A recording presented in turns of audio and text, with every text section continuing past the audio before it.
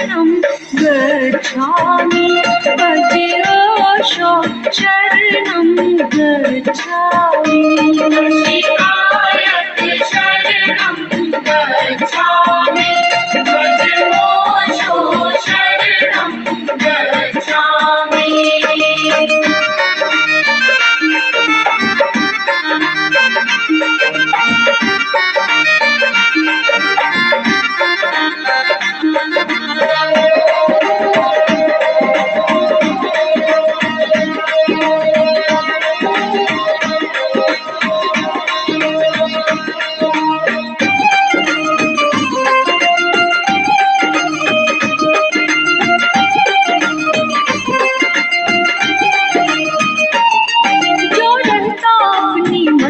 में जिंदगी बोध की गीता है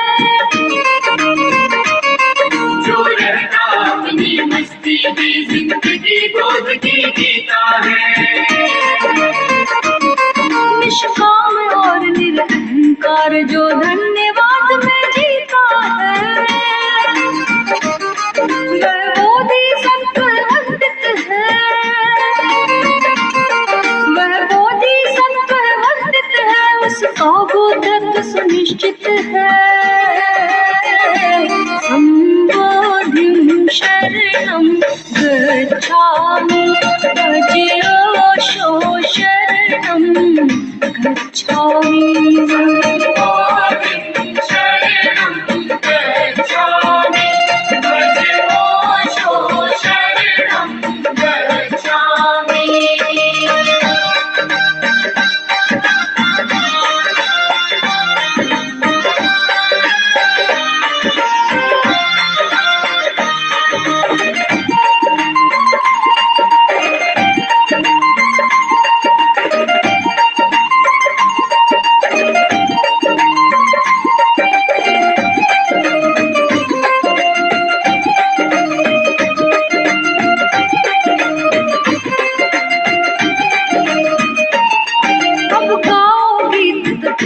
के पाँव में घुंघरू बंधने दो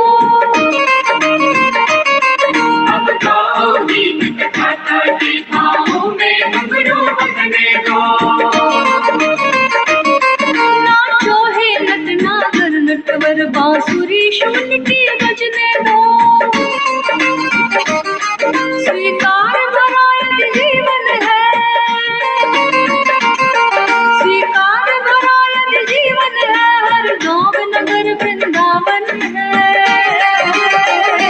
कृष्ण त्वं शरणं गच्छामि भजोषो शरणं गच्छामि कृष्ण त्वं शरणं गच्छामि भजोषो शरणं गच्छामि संसारी हो या साधक हो ओशो बैठे बैठे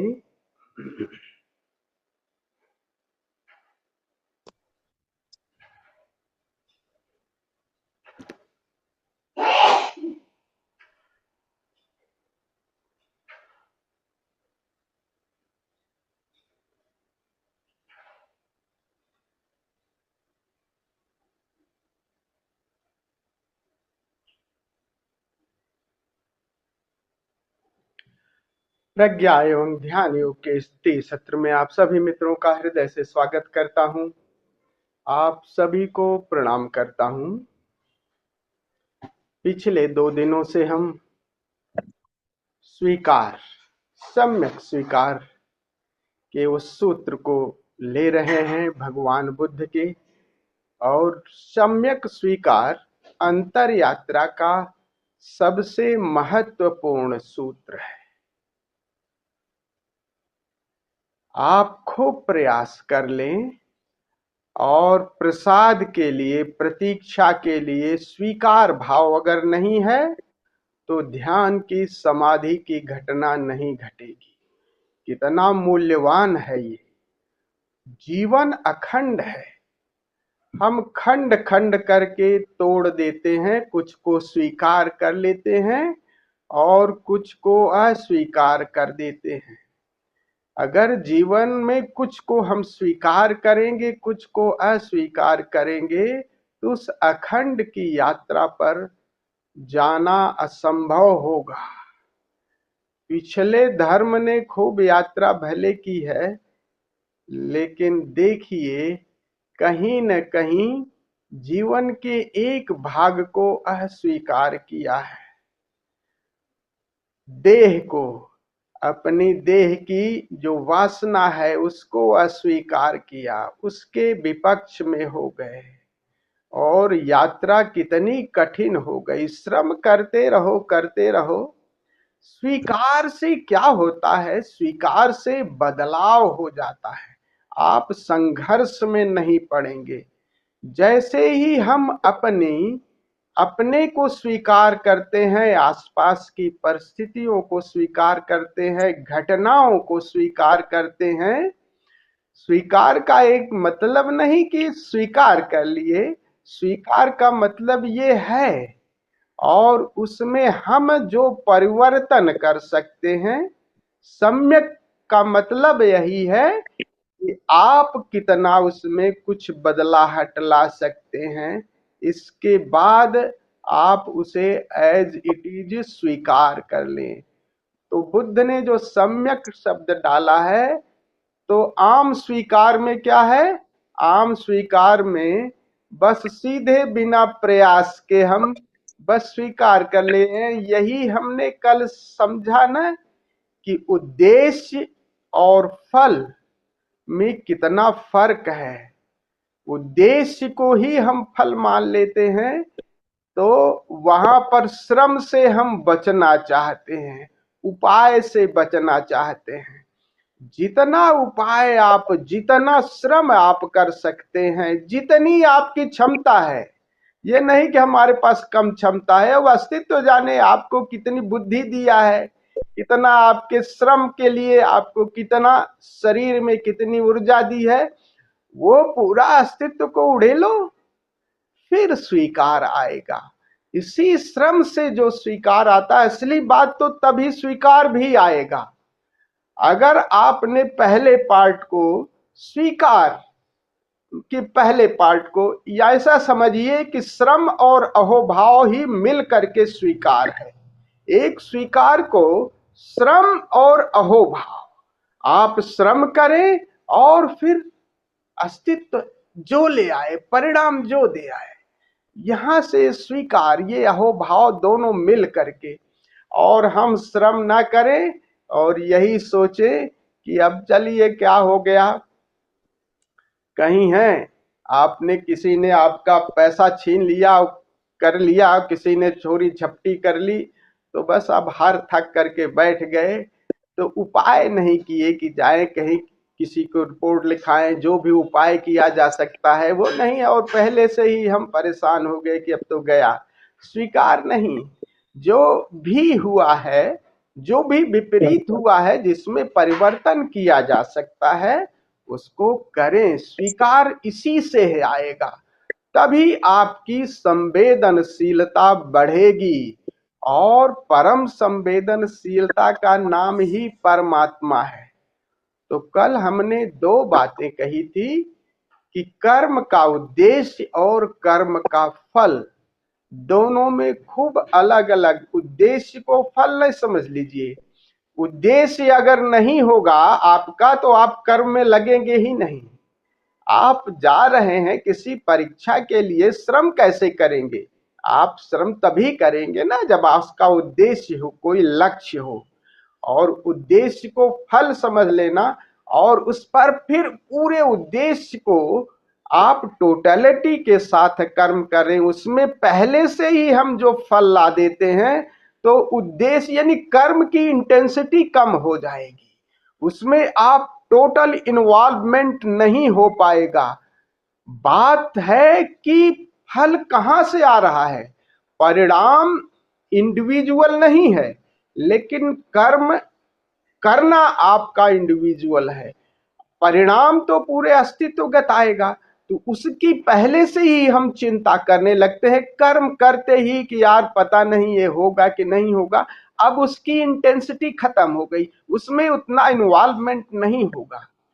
तो इसमें बुद्ध यही सम्यक स्वीकार का यही कर रहे हैं कि जब तुम कर्म कर रहे हो तो कर्म में अपनी पूरी क्षमता को उड़ेल दो, और ये मत कहो कि परमात्मा ने हमें कम क्षमता दी। ये परमात्मा से शिकायत भाव नहीं, अशिकायत भाव जैसा भी दिया है, और उसको पूरा उड़ेल दो। फिर चादर तान के सो जाओ, तब चिंता मत करो। और देखो, चिंता दो शब्द, जैसे कल उद्देश्य और फल को समझे, वैसे ही चिंता और बेचैनी यानी तनाव और बेचैनी को समझ लीजिए। बेचैनी का संबंध आपके वर्तमान से है, और ये शुभ है। एकदम घर में कोई बीमार हो गया, इमरजेंसी आ गई, आप बेचैन नहीं होंगे। बेचैन हो करके ही आप पुरुषार्थ करेंगे, ये तनाव नहीं। अक्सर मोस्टली कहते हैं वर्तमान से संबंध है, अब कुछ न कुछ तो आप उपाय करेंगे। वो बेचैनी आपको कर्म के लिए प्रेरित करेगी। और तनाव क्या है? तनाव का संबंध आपके भविष्य से है। आप कर्म तो कर नहीं रहे, उसी समय ये भी ले रहे, यार ले जाऊं, पता नहीं बचेगा कि नहीं बचेगा, क्या गड़बड़ हो गई, ये हो गई। अब ये किंग कर्तव्य विमूढ़ता है। तो तनाव और बेचैनी में भी फर्क है, उद्देश्य और फल में भी फर्क है। बेचैनी आपको वर्तमान कर्म के लिए, जो अभी कृत्य है उसके को करने के लिए प्रेरित करती है। तो बेचैनी के बाद उस कर्म को करें, और जो भी कर रहा है तब परिणाम आने दें। तनाव में क्या है? तनाव में पहले ही परिणाम सोच लेते हैं, अरे बीमार हो गया, अब ये गड़बड़ हो गई, क्या होगा क्या होगा। अब ये तनाव अननेसेसरी है, अरे उपाय करो, उसके लिए जो भी कसरत सोचो, विचारो, ले जाओ। अब ये क्या होगा, वो एग्जिस्टेंस, अस्तित्व जाने, वो प्रभु जाने क्या होगा। लेकिन अपने हिस्से में जो है उसके लिए बेचैनी, उसके लिए उपाय करना, उसके लिए सोचना, उसके लिए श्रम करना, ये हमारे हिस्से में है। तो पहले हिस्से को स्वीकार में अगर करते हैं तभी सम्यक स्वीकृति आएगी। आइए आज धरातल से खूब खूब अच्छी तरह से समझ लें। केवल हम ऐसे नहीं कि केवल कहानी कहते रहें, अगर धारा प्रवाह बोल दे और आप लोग सुन लिए। पहले शुरुआत कहां से करेंगे? शुरुआत अपने से ही करेंगे। कहां से करेंगे? अपने को पहले स्वीकार करो ना, पहले अपने को ही स्वीकार करो, यहीं से शुरुआत। और स्वीकार सम्यक हो। सम्यक ध्यान रखिएगा, अपने को कितनी गरिमा दी है ओशो ने।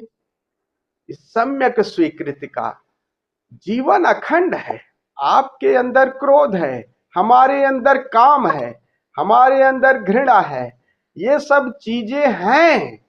इसको पहले स्वीकार करो।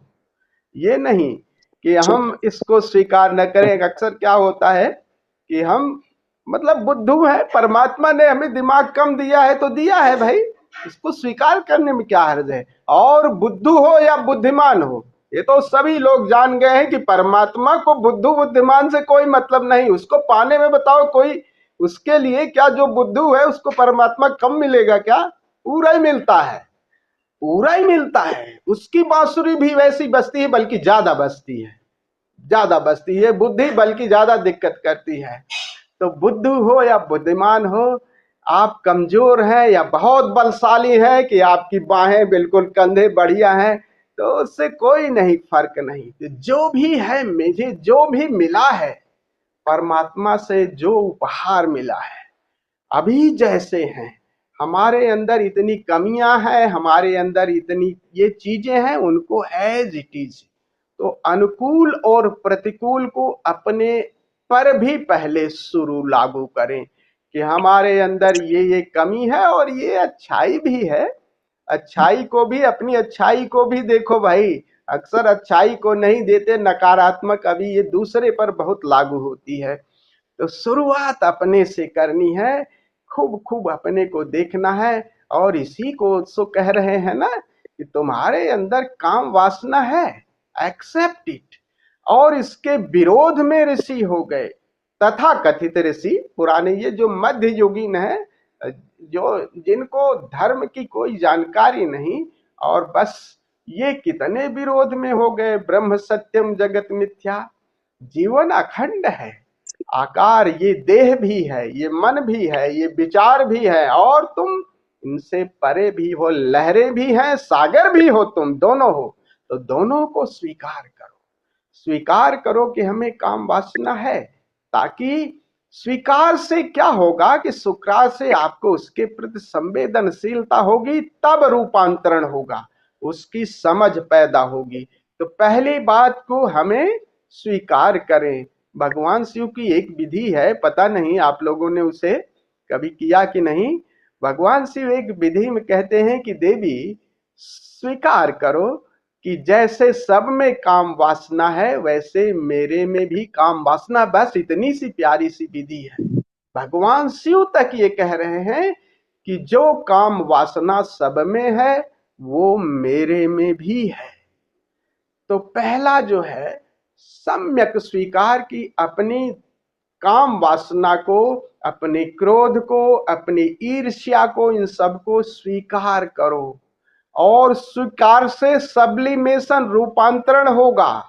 ये नहीं कह रहा हूं कि स्वीकार, लेकिन स्वीकार से होगा। अस्वीकार से आपका वो द्वार बंद हो जाएगा रूपांतरण। आप तुरंत ही उस चीज पर से पीठ फेर लेते हो, आंख बंद कर लेते हो, और जिसको आप भर आंख देखते हो, तभी उसमें रूपांतरण होगा। तो पहले हमें ये अपने पे देखना है, हमारे अंदर इतनी इतनी कमियां हैं। हंसी की बात कहूं, आज मजे की बात क्या हुआ, आज वो विधि ने भी खूब हम पे व्यंग कसा। क्या हुआ कि वो एक पुरानी, हमारे पुराने समय की है, जब सन्यास के समय की एक फोटो थी। उस फोटो तब ब्लैक एंड व्हाइट हुआ करती थी, 79-80 की बात है, सन्यास जब वही लिया था, तो वो फोटो थी। तो एक हमारा मित्र था, फोटो स्टूडियो वाला, सन्यासी था, वो भी सन्यासी ही है। उसने कहा कि इस फोटो को कहिए तो मैं रंगीन बना दूं स्वामी जी। मैंने कहा यार बना दो। अब वो उसने बना दिया, इतना बढ़िया बना दिया, फर्स्ट क्लास उसकी, और तरीके से इतना अच्छा बना दिया, मेरा मन जी भीतर से गदगद हो गया। गदगद हो गया कि यानी हम उसमें, उसने पूरा वो रंग भर दिए, ओठ भी लाल कर दिए। वैसे ओठ लाल नहीं है, लेकिन ओठ लाल कर दिए, उस हिसाब से उसने सेट कर दिया। मुझे अब वो अच्छा लगने लगा, कितना सुंदर। एक क्षण को वो बात नहीं आई कि अरे भाई तुम अपना ओरिजिनल कर दे, जो मूल है। चलो ठीक है, उसको रंगीन कर लिया, लेकिन वो हमारे मन को भा गया। हम अपने को, उसको अस्वीकार कर रहे हैं जो हमारा मूल है। अब उसने जो थोड़ा सा उसमें बढ़िया कर दिया, तो मुझे अच्छा लगने लगा। यानी हम जो नहीं है वैसा होना चाहते हैं। अस्तित्व ने जैसा बनाया है वैसा हम स्वीकार नहीं करते अपने को। अष्टावक्र को देखिए ना, अष्टावक्र मतलब वो कहते हैं कि 8 अष्टावक्र नाम ही था कि उनका कहीं 8 टेढ़े के टेढ़ थे, लेकिन अष्टावक्र सांख्य योग के जनक बने। उनके जब वो पहली दफे जनक की सभा में प्रवेश किए, तो जितने विद्वान थे सब उनके शरीर को देख करके हंसे। लेकिन कितनी बलशाली थी उनकी वाणी में, वो उसमें सबको चुप करा दिया कि तुम लोग चमार हो, चमड़ी पर ध्यान रखते हो, मेरे भीतर क्या है उस पर तुम्हें ध्यान नहीं जाता, और किसी की कोई बात नहीं निकल पाई। ये कि अपने को गरिमा दो, जैसा अस्तित्व ने दिया है उसको एज इट इज स्वीकार करो, और उसमें जो बदलाहट हो सकती है उसे बदलाहट करो, तब स्वीकार से बदलाहट आएगी। तो पहले अपने पर, क्या अपने में क्या क्या कमियां हैं एक्सेप्ट करें, और फिर बदलाहट के लिए, एक्सेप्टेंस से बदलाहट होगी, नहीं तो नहीं होगी। बदलाहट रुक जाएगी। तो बुद्ध इसी को कह रहे हैं। समय की एक और कहानी बताऊं। हम लोग जो है मसूरी, यहीं से हमारे पास से ज्यादा 20-25 किलोमीटर की दूरी पर है मसूरी। तो वहां एक झरना है केम्प्टी फॉल के नाम से, शायद कुलदीप जी गए होंगे, मित्र काफी लोग गए होंगे। तो वो झरने में जाने से पहले ऊपर वो एक फोटो स्टूडियो वाला है जो फोटो बनाता है वो। और उसमें क्या होता है, कोई राजा के वस्त्र, कोई कश्मीरी वस्त्र पहन करके अपने फोटो खिंचवाता है वहां पे। तो कहता है कि फोटो खिंच जाएगी आपकी। तो सबको ऐसा है कि वो खूब बढ़िया राजा की वो पगड़ी पहनाता है, वैसे वस्त्र और तलवार वलवार देता है, तो सब उसको पहन करके खूब खिंचवाते हैं।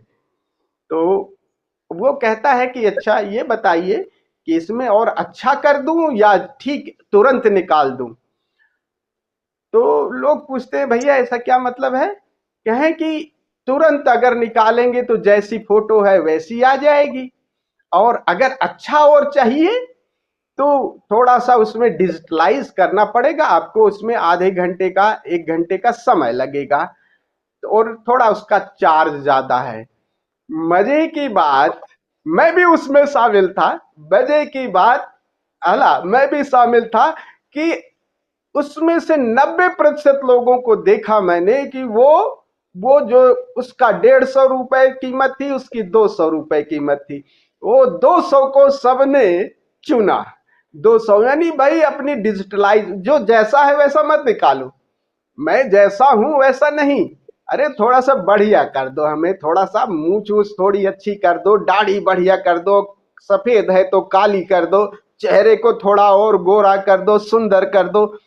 तो इसके लिए कहता था कम से कम 1 घंटे लगेगा, तो आप जाकर के नीचे स्नान करके उस झरने में आ जाओ, तब तक फोटो तैयार रहेगी। तो लोग उस 200 रुपए देने पर राजी थे, लेकिन अपना चेहरा वो बनाना चाहते थे जो वो नहीं है। अस्वीकार।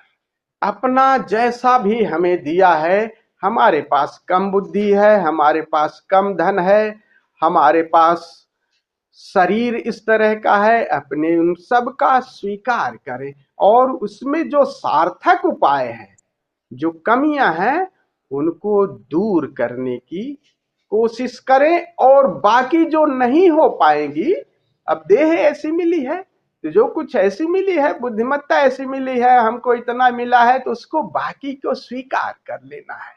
यात्रा अपने से शुरू करना है, भर आंख से।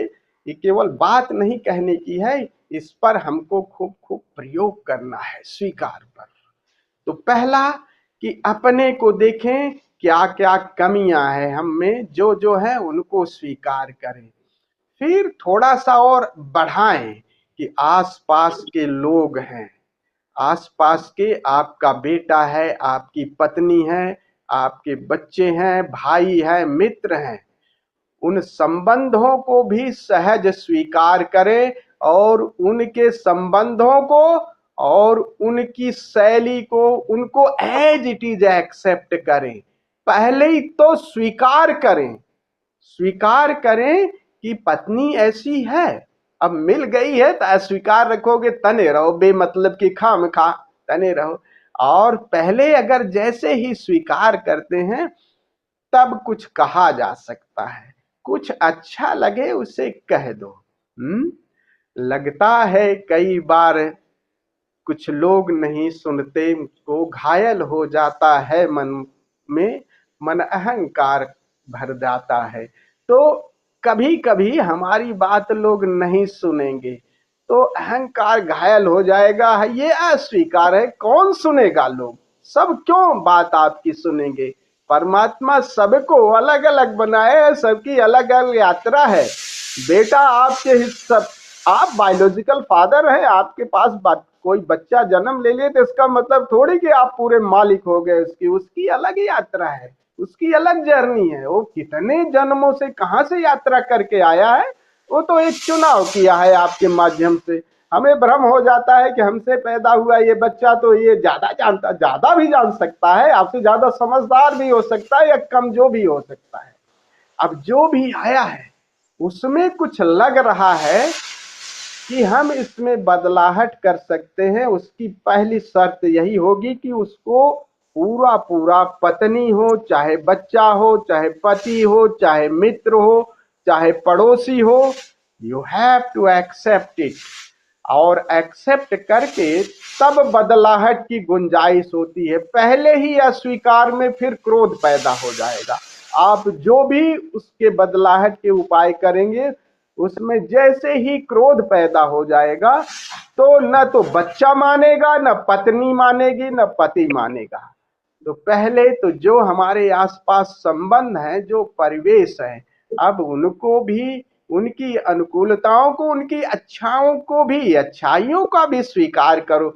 दृष्टि नकार पे अक्सर रहती है, हम देखते हैं ना, देखो हम लोग अक्सर देखते हैं ना कि कुछ ऐसे नकारात्मक वो अलग होते हैं, अपने बच्चे पे हर वक्त लड़ते झगड़ते रहेंगे, झड़ते करते रहेंगे और उसके नकार पे ही दृष्टि रखेंगे और अपनी बात थोपते रहेंगे। ये बच्चा कभी भी नहीं माफ करेगा।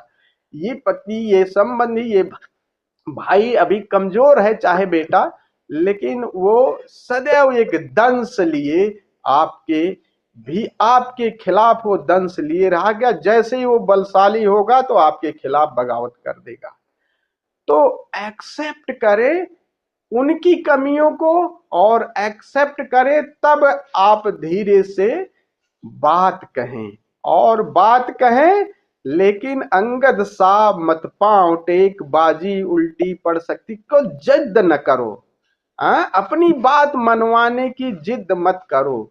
नूतन अनुरोधम, नूतन यानी रोज रोज उस पर अनुरोध किए जाओ, उस अनुरोध में उसको पूरा स्वीकार और अनुरोध है, अनुरोध किए जाओ कि ऐसा हो जाए तो अच्छा है।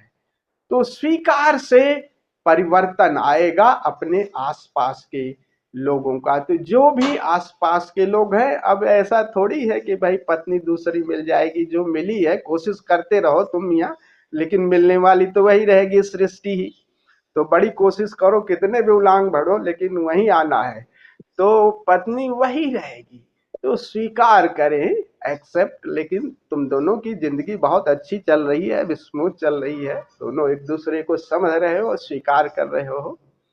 तो ये पहले आसपास जो है परिवेश, उनको स्वीकार करें। अब पड़ोसी जैसा हो गया है, अब वो पड़ोसी तो क्या करोगे, उनको जो भी बदलाहट है, जो भी कमी है, लग रहा है कहीं पीड़ा है, तो वो कह दीजिए, लेकिन पहले उनको स्वीकार। अस्वीकार से तनाव पैदा होगा और तनाव वो आपको ध्यान में नहीं ले जाने देगा, ये बात खूब ध्यान रखिएगा। तो करोगे क्या फिर? स्वीकार।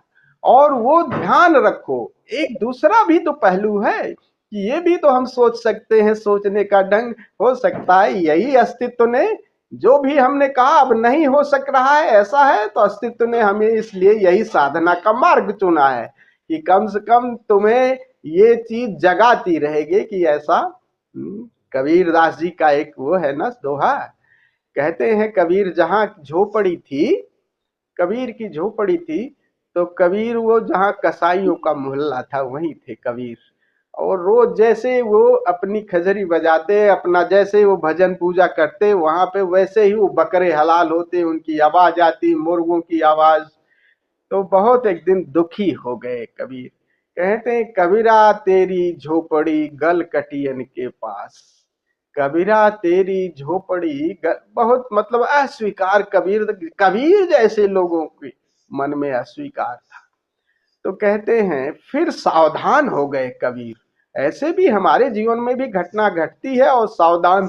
अब ये एआई वाली जो बात हुई तो उसमें मुझे भी सावधान तो हुआ, लेकिन एक क्षण को मैंने कहा यार ये, इससे हम खुश भी हो रहे हैं, प्रसन्न भी हो रहे हैं, लेकिन बात तो है गलत। मैं हूं तो ऐसे इतना अच्छा तो हूं नहीं, लेकिन इसने बढ़िया बना दिया। तो बढ़िया से आनंद भी आ रहा था, लेकिन ये भी कह रहे थे कि वास्तविकता तो इससे बहुत दूर है। तो कहते हैं कबीर को भी प्रज्ञा जगी। कहते हैं कबीर, कबीरा तेरी झोपड़ी गल कटियन के पास।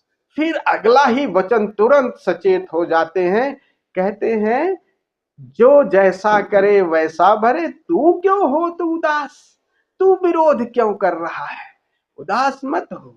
जो जैसा करेगा उसका वो परिणाम उसको आएगा, तो उसको, उसके लिए तू जग, अब तू अपने को इसके विरोध में मत खड़ा कर। तो कबीर ने तुरंत ही स्वीकार भाव ले आए। तो ऐसी परिस्थितियों में जो आप उपाय कर सकते हो उनके लिए उपाय जरूर करना, और उपाय करना फिर इसके बाद तब स्वीकार कर लेना। तो पहले तो हम अपने आसपास फिर क्या है, परिस्थितियां, मनःस्थितियां, इनको भी देखना होगा। फिर आसपास के परिवेश से, फिर विरोधी भी होंगे, तो विरोधियों का भी, अनुकूलताओं का तो स्वीकार करते हैं भी, और प्रतिकूलताओं को भी तब स्वीकार। अनुकूलता को अगर स्वीकार कर लोगे तब प्रतिकूलता में कदम रखना ज्यादा आसान होगा। तो शुरुआत अनुकूलता से। कल की हमने बात कही थी ना, उस बात को फिर से रिपीट कर दूं। कल कुलदीप जी नहीं थे, वो जो लड़की थी जो टॉप नहीं कर पाई, लेकिन आईआईटी के पटना की घटना है। आईआईटी में वो परीक्षा दी, एग्जाम दी, और उसने 93% मार्क्स लाए, 93%।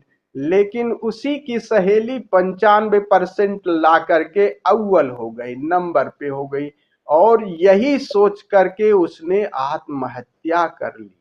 देखो, इतना कुछ मिला, दृष्टि उसकी उस पर है और न पर हो गई कि मुझे 90-95 क्यों नहीं मिला। अनुकूल स्थिति को भी में प्रतिकूलता ढूंढ लेते हैं ना। देखो, अनुकूलता में भी प्रतिकूलता। कहानी, अब एक मुझे एक एक करके बात याद आती है। मैं जहां था, मैं जब सर्विस कर रहा था, जब शुरू में सर्विस लगी, तो कॉलेज कैंपस में मुझे जगह नहीं मिली थी, क्वार्टर उस समय खाली नहीं थे, तो कुछ समय तक हमें 4-5 वर्षों तक बाहर रहना पड़ा। तो जहां रहता था, जिनके घर परिवार में, तो उनके साथ मेरा एक बड़ा संबंध हो गया था, जैसे वो हमें बेटे की तरह मानते थे। तो मैं वहीं रहता भी था और देखता रहता था। तो उनके 2 बेटे थे, और बड़ा, मतलब मटर के बड़े अच्छे व्यापारी थे, बड़े बड़े कर्मठ थे, और शरीर भी अच्छा तगड़ा था। तो बेटा उनका करीब 10 साल का रहा होगा, 10 साल का बेटा। अब वो क्या करते थे, देखो, बंदा जो है, ऐसे लोग जो है बड़े उपयोगितावादी होते हैं, आनंदवादी होते नहीं। तो मटर के व्यापारी थे, उसी बिजनेस में हरदम बच्चों को भी लगाए रहते थे कि चल वहां जा, वहां कर, और खूब व्यवसाय फल फूल रहा था, अच्छे पैसे कमा रहे थे, खूब बढ़िया कमा रहे थे। तो उनके घर के सामने एक वो गमले रखे हुए थे। तो बेटे को, जैसे 10 साल का बच्चा था, वो कहीं गया होगा अपने बच्चों के पास, तो वो देखा होगा कि यार मित्रों के फूल लगाए थे, तो वो भी उनसे फूल लाया और फूल लगा दिया गमले में। और पिता आकर के तुरंत ही उसको उखाड़ दिए, उखाड़ दिए उन दोनों को। कहीं क्या लगा रखा है, अरे इसमें कम से कम धनिया लगा देता, लहसुन लगा देता, कोई प्याज कुछ मिलता तो, बकवास कर रखा है। अब वो बेचा 10 साल का बच्चा बिल्कुल चुप हो गया। यद्यपि वो बच्चा सही था, अभी वो बच्चा ज्यादा सही था कि तुम इतने उपयोगितावादी हो, कोई तुम्हारे आसपास एक आनंदवादी बच्चा मिला। अभी बच्चे में उतनी उपयोगिता की धारणा नहीं है। उस बच्चे ने फूल लगा दिए, फूल अच्छा था, उखाड़ दिए।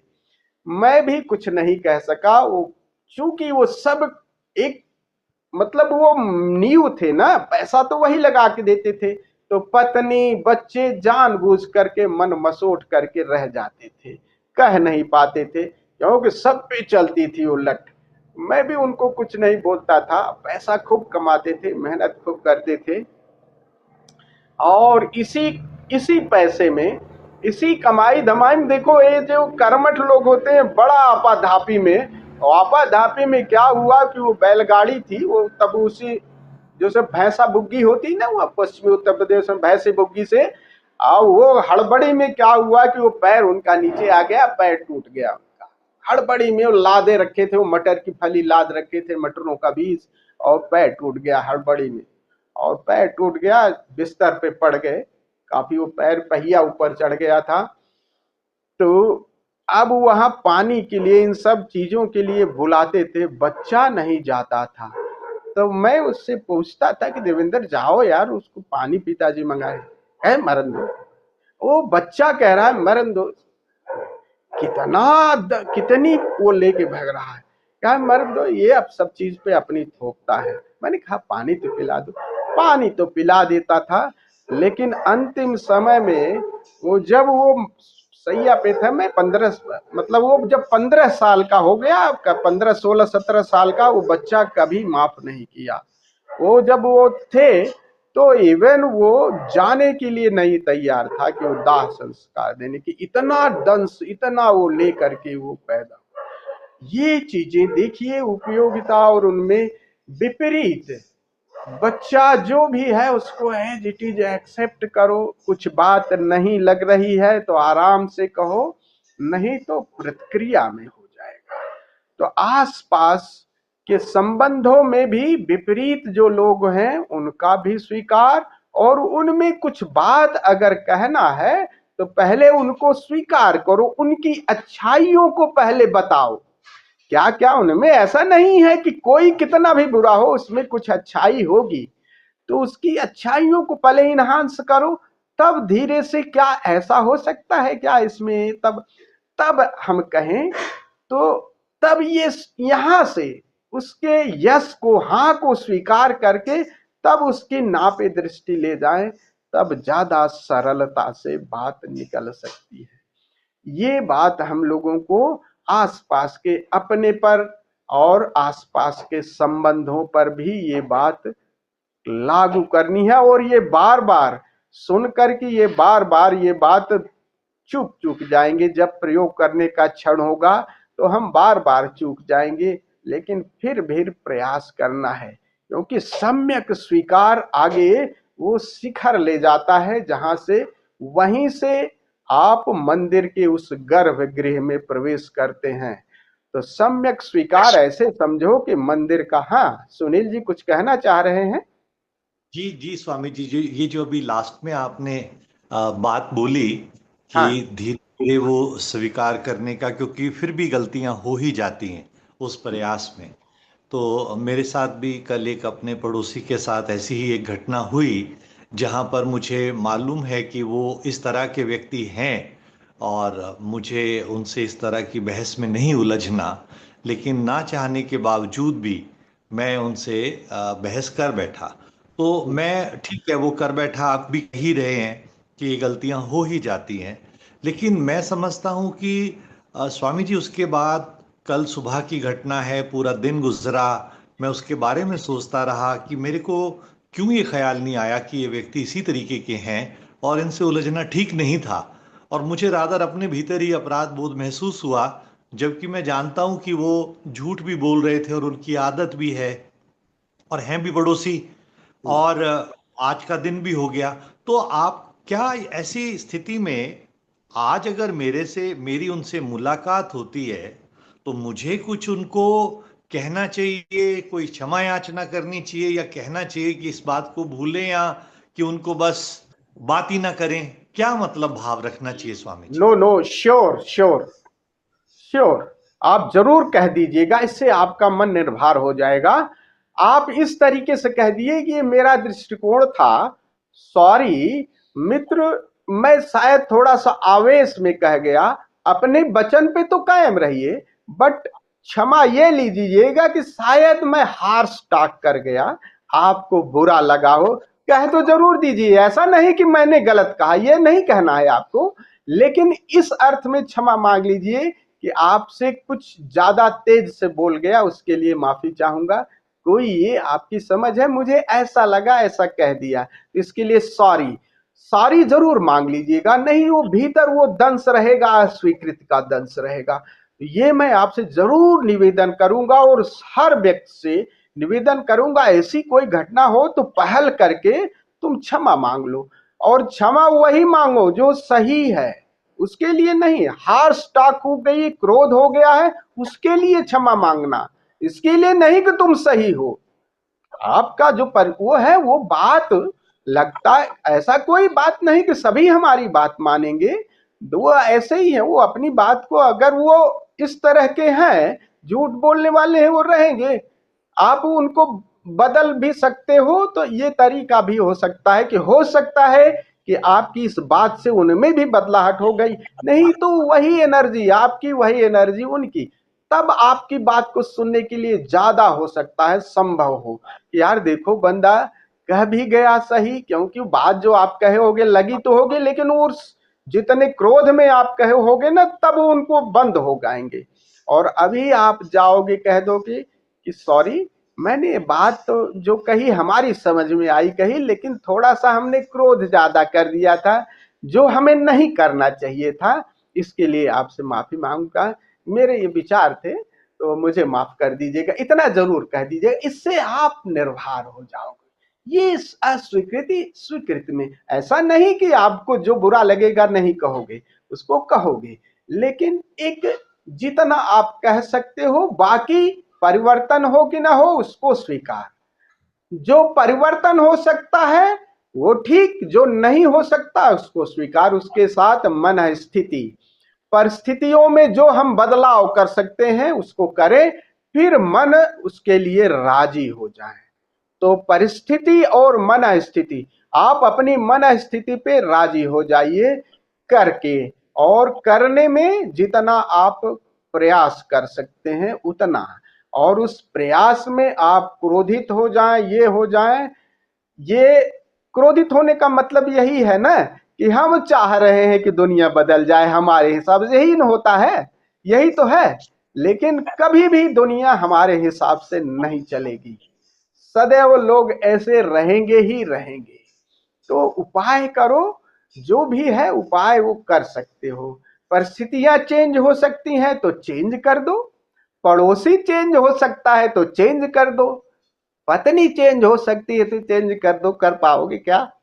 तो जो भी है वो चेंज कर दो, वो चेंज कर दो। नहीं, बाकी को राजी हो जाओ, बाकी पे राजी हो, अपनी मन स्थिति को, स्वीकृति को लाओ। तो यही तो सम्यक स्वीकार है, श्रम और फिर स्वीकार। श्रम से स्वीकार आपके श्रम से आ जाएगा। तो ये जरूर करिएगा, जा करके उनसे क्षमा याचना जरूर कर लीजिएगा, ये मैं आपसे जरूर कहूंगा। तो ये बातें, हाँ ये बातें हमें किस लिए कह रहा हूं, इसलिए कि स्वीकार जो है ना आगे आपको एक्सपैंड करेगा, क्योंकि सम्यक जो स्वीकार है वो सर्व स्वीकार में बदलता है। और सर्व स्वीकार यही है ना कि पूरी अस्तित्व क्रिएशन में लगी हुए है और हम एक साथ जुड़े हुए हैं। सर्व स्वीकार से हम एग्जिस्टेंशियल कनेक्शन में आ जाते हैं परमात्मा से। सर्व स्वीकार आपको आगे फिर सबके साथ स्वीकार कर ले। जैसे देह है, ये श्वास है, इन सब का ये मंदिर है प्यारा, जैसा भी प्रभु ने दिया है वो किसी कारण से दिया होगा, परमात्मा जाने। अब परमात्मा के क्रिएशन में हम अपनी बट क्यों लगाएं? जितनी बुद्धि दिया है, जितना दिया है, अब उसी के साथ और स्वीकार से एक प्रज्ञा, एक समझ बहती है, और ये आपकी अंतर यात्रा में काम करेगा। तो हमें ये बात खूब ध्यान रखनी है, स्वीकार का ये बहुत मूल्यवान है, क्योंकि ये घटना पर भी स्वीकार लागू होगा, आपके संकल्प, आपके कर्म में भी ये लागू होगा। अंत में कर्म करोगे, स्वीकार करोगे, घटनाएं घटेंगी, आप जो घटनाएं घटेंगी, सम्यक दृष्टि में क्या है, घटनाओं से ही तो संबंध है सम्यक दृष्टि का। घटनाओं में हम कुछ चीजें अस्वीकार कर लेते हैं ना, जीवन है, मृत्यु है, बिछो है, मिलन है, दोनों घटनाएं घटेंगी ना, तो हम एक को चाहते हैं कि जो मिला है वही रहे। ये अब कथा कर लिए, प्यारा हो गया, तो उसको स्वीकार करें, विपरीत का भी स्वीकार करें। और कर्म में भी तो यही है, जितनी अपनी क्षमता है उतना हम करते हैं पूरे टोटलिटी के साथ, पर फल जो आएगा उसको स्वीकार कर लें। अब फल के लिए तनाव ले आए, यही आपको ध्यान में नहीं ले जाएगा। तो ये हमें बार बार स्वीकार को बार बार कल्टीवेट करना है। कहीं इस तरह की घटना घटे तो क्या हमारा, कहीं अगर क्रोध आ रहा है, कहीं घृणा आ रही है, कहीं ईर्ष्या आ रही है एक सन 74 की बात है, 74 की बात है, ओशो आश्रम में एक जर्मनी महिला थी, ओशो सन्यासिन हुई, और वो सन्यासिन तो हुई, बहुत धनाढ्य महिला थी, और बाद में वो वहां पे रहती थी, तो वो लोगों से कही, ओशो से, कि ये जो वहां पे जो सफाई करने वाली थी, जो उस समय 74 की बात है। माँ मुक्ता नाम दिया गया उनका। बाद में वो ओशो की सब कार्यभार रेख देख करने रहेगी। तो वो शायद जर्मन की थी या ऐसी कहीं की जर्मन की ही थी। और वो कहती थी कि एक वहां पे एक सन्यासन थी, हिंदू सन्यासन, जो टॉयलेट वगैरह की सफाई करती थी मेहतरनी उस समय। तो वो एकदम उसकी चाल, उसकी वो देख करके, उसके मुस्कुराहट और काम को देख करके वो कहती थी मुझे ईर्ष्या होती है। और इसको ईर्ष्या होती है कि इसकी चाल, इसकी ढाल, इसकी, और ये कुछ भी नहीं, इसको सफाई करती है और इसकी मस्ती। कहते हैं उसको देखो ये अस्वीकृति है, ये अस्वीकृति है, उसको कहते हैं। और माँ मुक्ता उसका नाम उस सन्यासन का दिया था। तो माँ मुक्ता कहती हैं कि मुझे ये ईर्ष्या जलन होती थी। ये ईर्ष्या, ये जलन, ये सब अस्वीकृत से है। तो ईर्ष्या जलन में क्या होता है? ऐसे हुआ ना कि जैसे हम, क्या होता है कि कोई लड़का जो है, या हम परीक्षा दे रहे हैं, किसी लड़के ने ज्यादा अच्छा नंबर पाया, पास हो गया, अब उससे ईर्ष्या हो गई हमें, ये अस्वीकृत हो गए। उसने श्रम किया, मेहनत किया। उससे हम ये भी ले सकते हैं, उससे हम शिक्षा ले सकते हैं, उससे उपाय ढूंढ सकते हैं कि भाई तुम कैसे कैसे किए, हम भी चाहते हैं। हम जितने आए उस पर स्वीकार करें, और अगर उससे लेना ही है, ग्रहण करना है, तो उसके तरीकों को देखें, श्रम को देखें, और उससे शिक्षा भी ग्रहण कर सकते हैं कि तुम कैसे धनवान बने, या तुम कैसे बुद्धिमान बने, या तुम कैसे इतने सुंदर बने, तो उपाय ले लो। अब ईर्ष्या करने का क्या मतलब है? उसी से अगर उपाय लेते, क्योंकि वो ध्यान ही थी वैसे अभी लिखी नहीं थी, वो तो उसे लगा रखे थे कि वो टॉयलेट की सफाई उफाई करो, ये सब करती थी। तो लेकिन अगर वो ध्यानस्थ थी, संबुद्ध महिला थी, तो उससे पूछते कि क्या तरीका है, तो उपाय बता देती। अब वो कह रही जलन हो गई है। अब वो जर्मन की सन्यासी धनाढ़ थी, इसलिए जलन भी होती थी कि मैं इतने पैसे वाली, मैं इतने पद वाली, मैं इतने सुंदर, और फिर भी इसके देखो चलने का गौरव, इसके मुस्कुराने का गौरव, उससे जलन हो रहा है। ये अस्वीकृति। तो स्वीकृति सब चीजों का, आसपास के जो भी है, जैसा भी है, अपनी स्वीकृति, आसपास की, ये आपको ध्यान की तरफ प्रेरित पड़ेगा। क्योंकि आगे यात्रा तो सर्व को एक साथ स्वीकार करने की है। फिर जब हम ध्यान में जाते हैं, तब भी जो भी उपाय करते हैं, शरीर को शिथिल कर लेते हैं, मन को शिथिल कर लेते हैं, विचारों को भी कहते हैं, धारणा के पार्ट पे जितना कर लेते हैं वो कर लेते हैं। फिर इसके बाद स्वीकार भाव ही करना है आपको ना। फिर देह है, कहीं दर्द है, सब चीजें स्वीकार कर ले।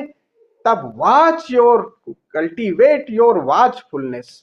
तब हम अपनी वॉचफुलनेस को कल्टीवेट करते हैं। तब जो भी बाधाएं आए उसको स्वीकार करें, और 1 घंटे के लिए फिर स्वीकार करें। अपने देह को भी कह दिए चुप, अब रुक जा भाई, कोई भी है, तनाव है, सब है, अब स्वीकार करें और देखते रहना। स्वीकार और देखना, और देखें कि धीरे धीरे ये स्वीकार कितना सर्व में बदलता है, और ये आकार इसी पूरे विराट से एक हो जाती है, बूंद सागर में मिल जाती है। तो स्वीकार, सर्व स्वीकार, और सर्व स्वीकार हमें ध्यान में ले जाता है। तो यही बुद्ध कह रहे हैं, ध्यानेन प्रज्ञा प्रज्ञेन ध्यानम, ध्यानेन प्रज्ञेन निर्वाण। वो निर्वाण बिना ध्यान और प्रज्ञा के। ये स्वीकार बहुत महत्वपूर्ण है, प्रज्ञा का ये सूत्र। स्वीकार आसपास, वो आपको आगे और ध्यान के लिए, क्योंकि ये स्वीकार ही आपको संवेदनशील बनाएगा। संवेदनशीलता ही ध्यान में उत्सुक करेगी। और जैसे जैसे ध्यान गहराएगा, मजे की बात, जैसे जैसे ध्यान गहराएगा, ये जो सूत्र है ना, वो भी और आपको क्लियर आते जाएंगे, दोनों विकसित होंगे।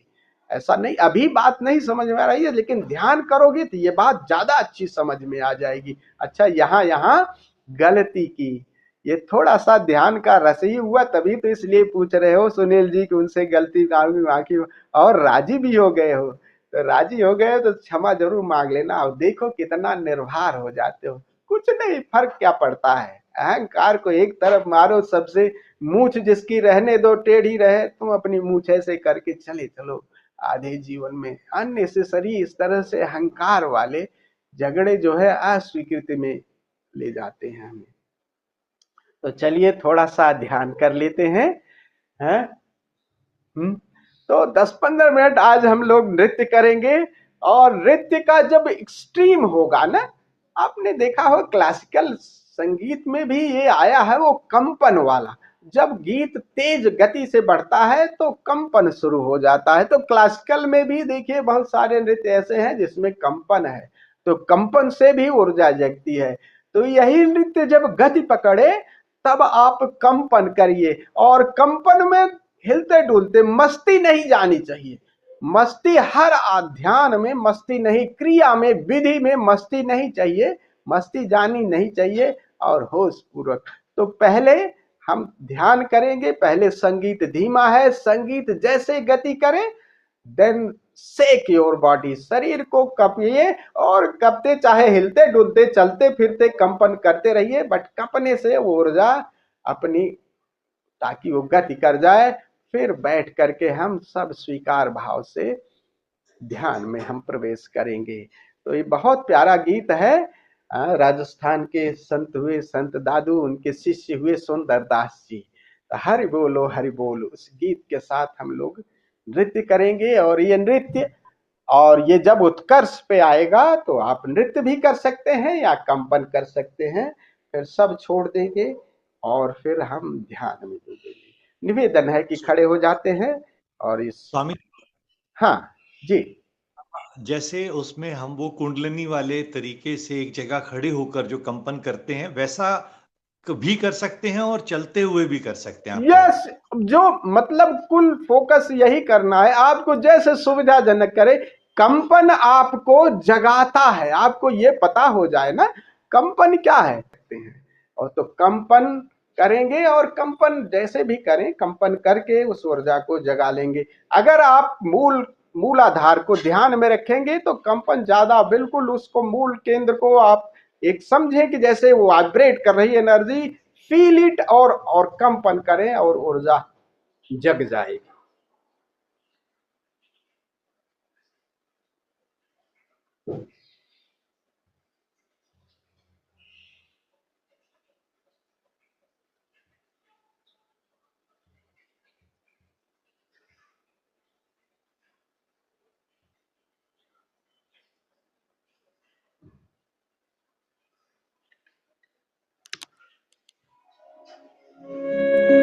Max volume.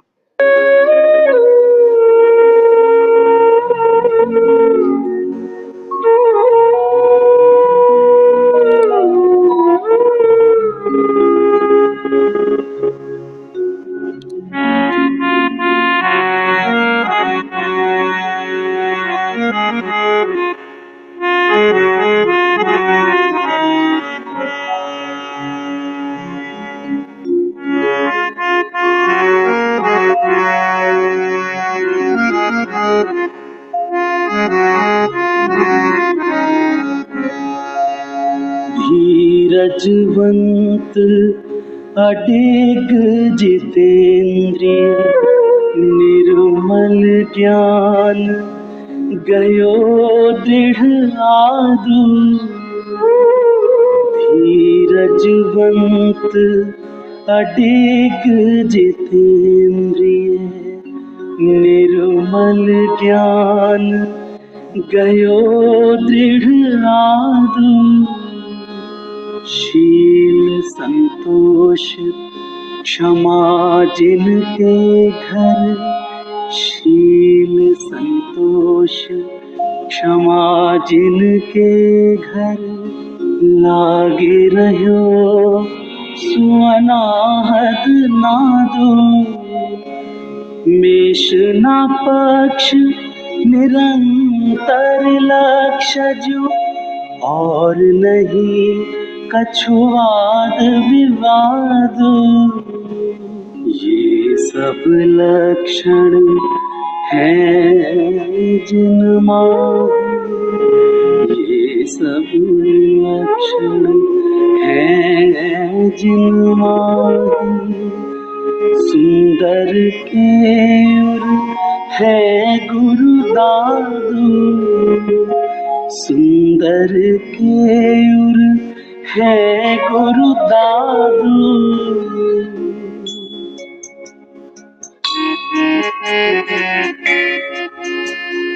हिंदू की हथी छाड़ के कजी तुरत की राह, सुंदर सहजे चीनिया देखे राम अलाह, देखे राम अलाह, देखे राम अलाह।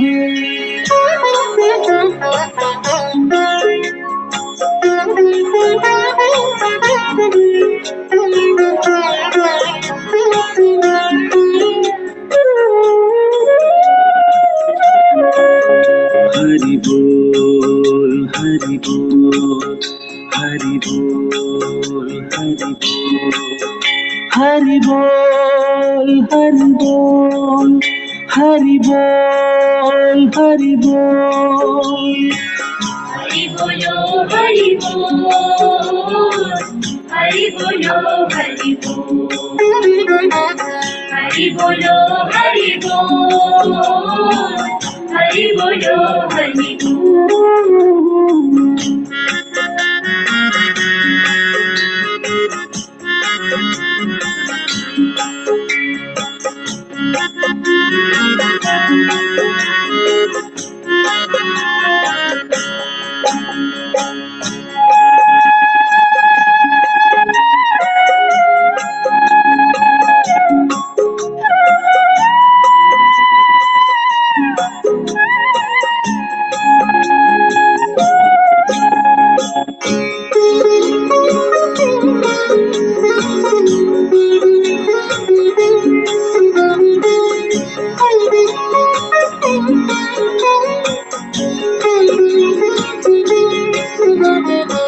मेरी मेरी करत है देखो नर की भूल, मेरी मेरी करत है देखो नर की भूल।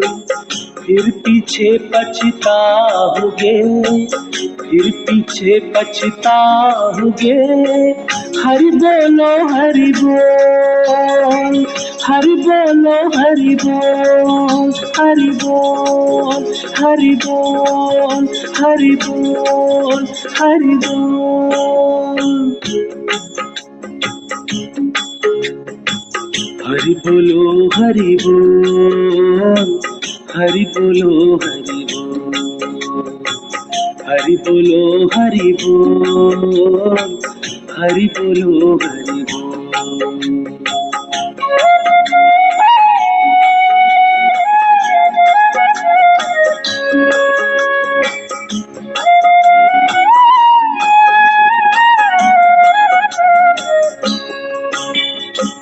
की रुपया एक थी चौकूठे अरबो, की रुपया एक थी चौकूठे अरबो। रीते हाथिन वे गए, रीते हाथिन वे गए। हरि हरि बोल, हरि बोलो हरि बोल, हरि बोल हरि बोल, हरि बोल हरि बोल। हरि बोलो हरि बोल, हरि बोलो हरि बोल, हरि बोलो हरि बोल, हरि बोलो हरि बोल।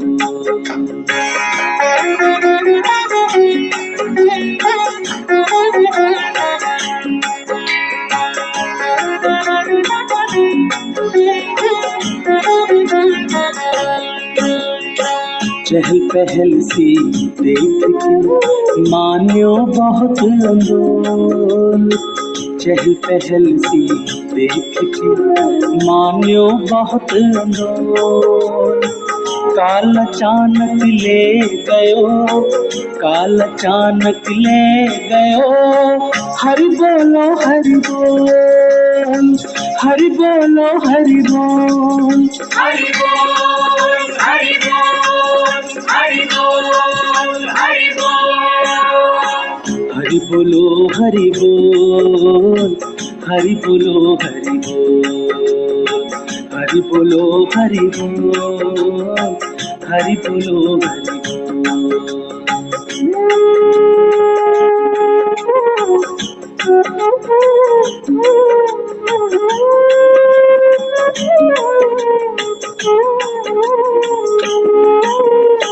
सुकृत को ना कियो राच्यो झंझट झोल, सुकृत को ना कियो राच्यो झंझट झोल।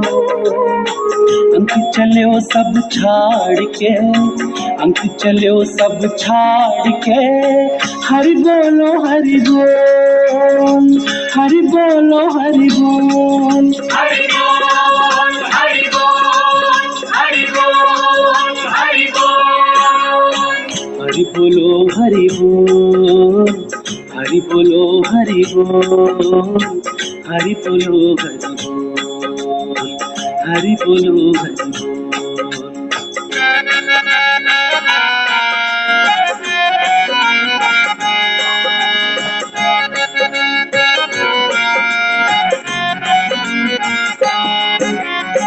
हृदय भीतर बैठ कर अंतःकरण विरोध, हृदय भीतर बैठ कर अंतःकरण विरोध। को तेरो तू कौन को, को तेरो तू कौन को, हरि बोलो हरि बोल, हरि बोलो हरि बोल, हरि बोल हरि बोल, हरि बोल हरि बोल। हरि बोलो हरि बोल हरि बोलो हरि बोल हरि बोलो हरि बोल हरि बोलो हरि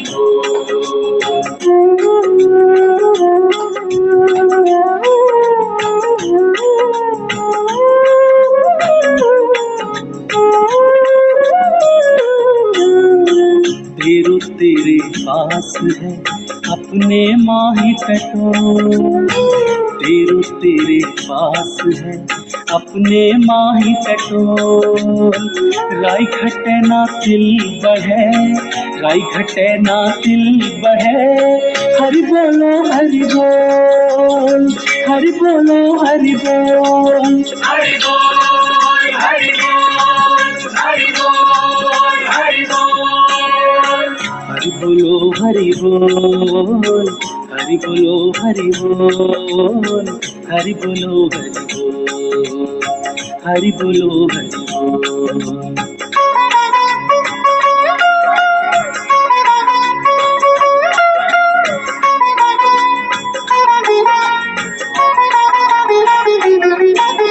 सुंदरता पुकार के कहत बजाए ढोल, सुंदरता पुकार के कहत बजाए ढोल। चेत सके तो चेत ले, चेत सके तो चेत ले, हरि बोलो हरि बोल, हरि बोलो हरि बोल, हरि बोल हरि बोल, हरि बोल। हरि बोलो हरि बोल हरि बोलो हरि बोल हरि बोलो हरि बोल हरि बोलो हरि बोल हरि बोल हरि बोल हरि बोल हरि बोल हरि बोल हरि बोल हरि बोल। हरि बोलो हरि बोल, हरि बोलो हरि बोल, हरि बोलो हरि बोल, हरि बोलो हरि बोल, हरि बोलो हरि बोल, हरि बोलो हरि बोल। हरि बोल हरि बोल हरि बोल हरि बोल हरि बोल हरि बोल हरि बोल हरि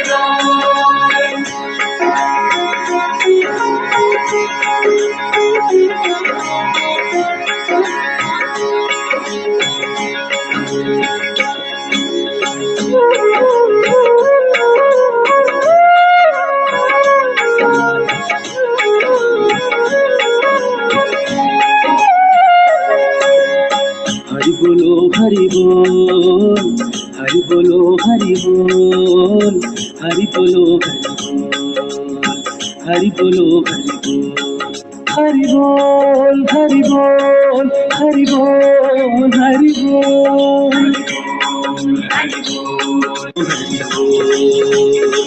हरि बोल हरि बोल, हरि बोल हरि बोलो हरि बोल, हरि बोल बोल हरि बोल बोल हरि बोल, हरि बोल बोल हरि बोल बोल हरि बोल, बोलो हरि बोल।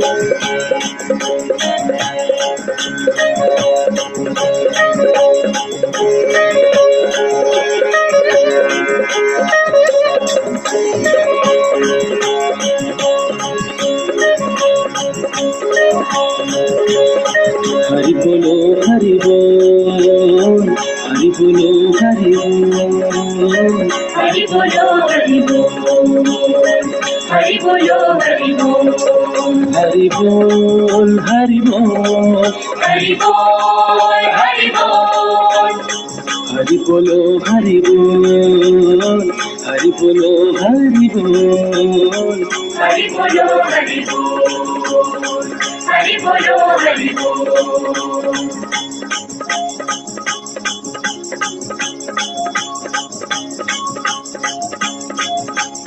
बोल बोल हरि बोल बोल, हरि बोल बोल हरि बोल, बोल बोल हरि बोल बोल, हरि बोल बोल हरि बोल, बोल बोल हरि बोल बोल, हरि बोल बोल हरि बोल, बोल बोल हरि बोल बोल, हरि बोल बोल हरि बोल।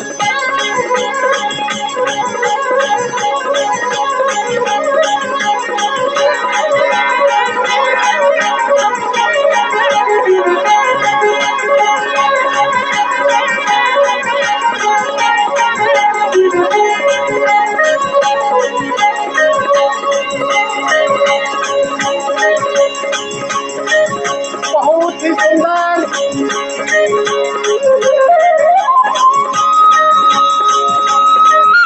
रोआ रोआ झंकृत हो जाए कंपन से।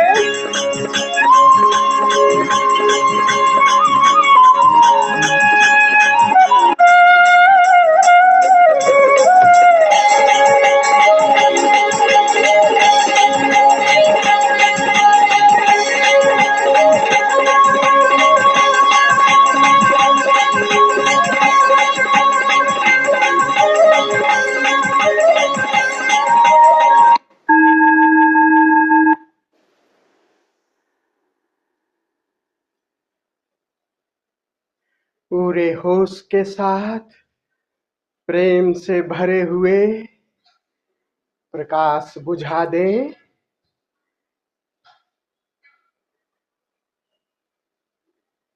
शरीर के तल पर हमने प्रयास किया अपनी ऊर्जा को जगाने का।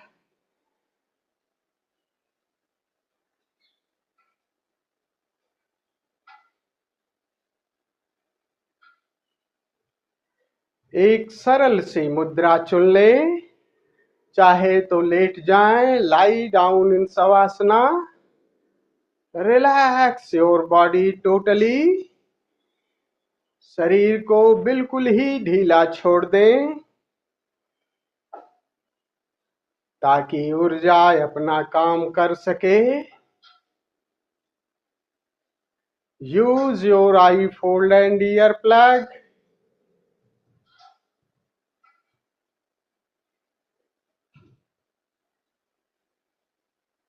अपने पर लौट आएं।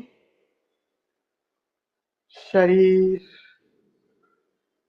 जैसा भी है स्वीकार करें। भीतर जो भी है सब स्वीकार करें। ये शरीर कहीं कोई पीड़ा, कोई तनाव, एक्सेप्ट इट, स्वीकार करें।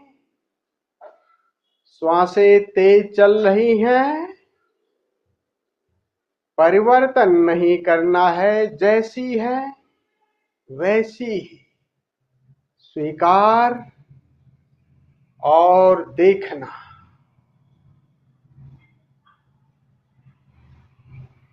विचारों को भी एक्सेप्ट करें। विचारों के बादल हैं, मन है, स्वीकार करें।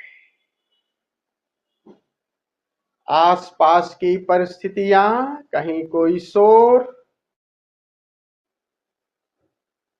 सबको स्वीकार कर लें। स्वीकार से ही एक जुड़ाव हो जाता है। ये धरती, ये अंबर, ये प्रकृति, ये देह सभी से जुड़े ही हुए हैं और स्वीकार से एक जुड़ाव बन गया। सबके साथ एक ही हो गए।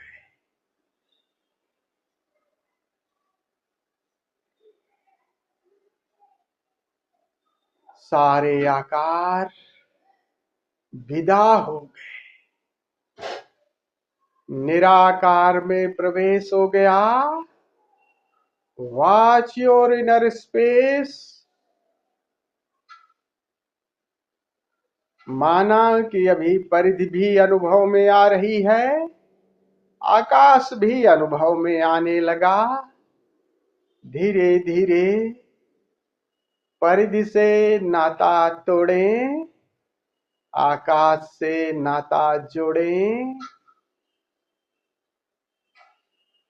यही आकाश जिससे सारे आकार जन्म लेते हैं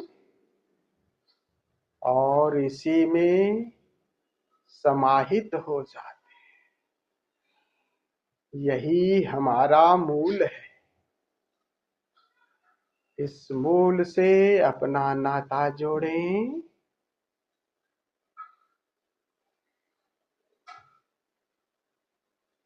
सारी धारणाएं, सारी कल्पनाएं, सब प्रयास छोड़ दें। बस जागे हुए, बस जागे हुए स्वीकार भाव में देखते देखते, देखते देखते और गहरे और गहरे। हेरत हे सखी, रहा कबीर। अंतर यात्रा करें। जय कृष्ण।